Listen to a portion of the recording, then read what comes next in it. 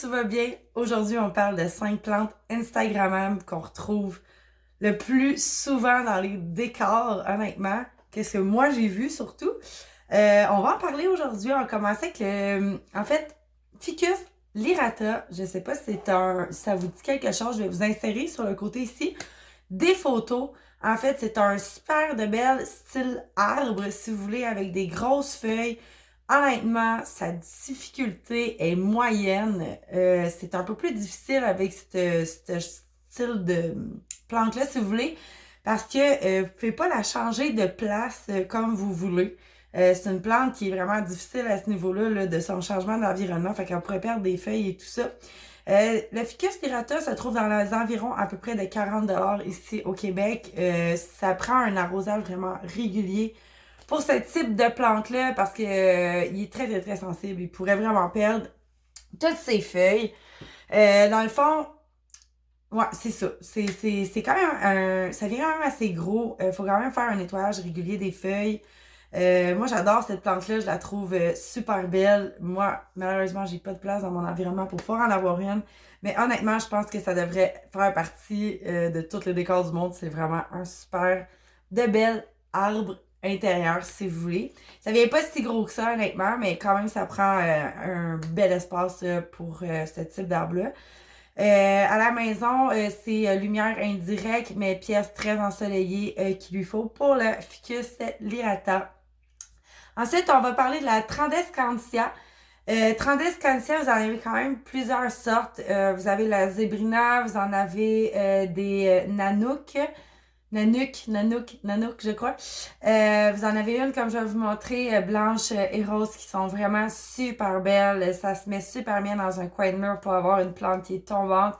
C'est vraiment un de mes coups de cœur, la Trandescantia.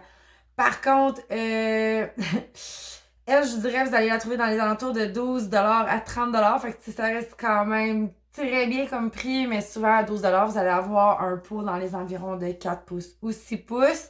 C'est une pièce ensoleillée, encore une fois, pas de soleil direct. C'est une plante qui est facile à faire pourrir.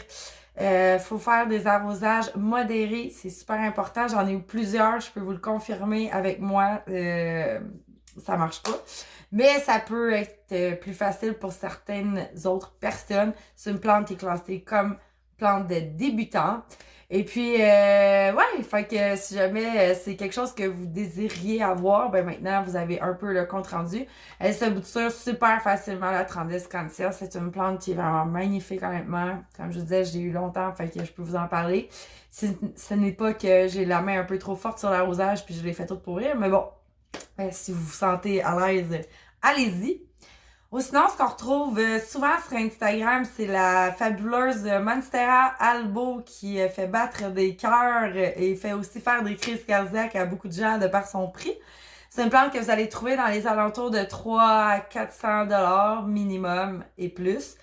Tout dépendant de la variation de la plante. Donc, plus qu'elle a des belles variations blanches, plus elle va être chère, moins qu'elle a des variations, moins elle va être dispendieuse. Pour la Monstera albo, ce qu'elle a besoin dans le fond, c'est une pièce lumineuse sans soleil direct. Évidemment, des arrosages réguliers. Une fois par semaine, ça fait la job, honnêtement.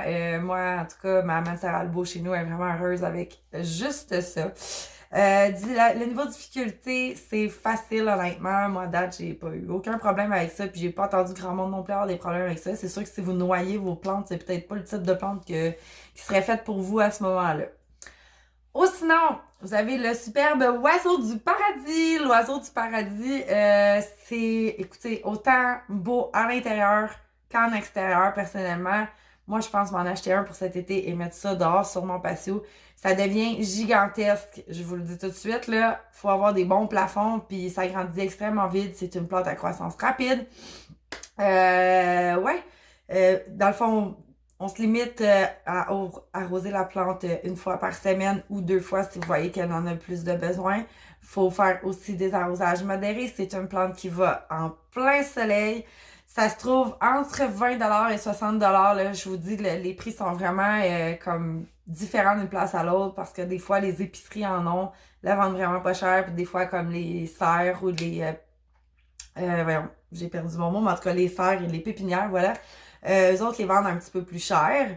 Évidemment, c'est difficulté niveau facile. Encore une fois, c'est quand même super le fun d'avoir des plantes un peu plus faciles et instagrammables, on va dire, qui fit dans tous les décors, mais pas nécessairement tous les environnements non plus, parce que si vous n'avez pas de place, achetez pas ça, je vous le dis, vous allez être dépassé par les événements.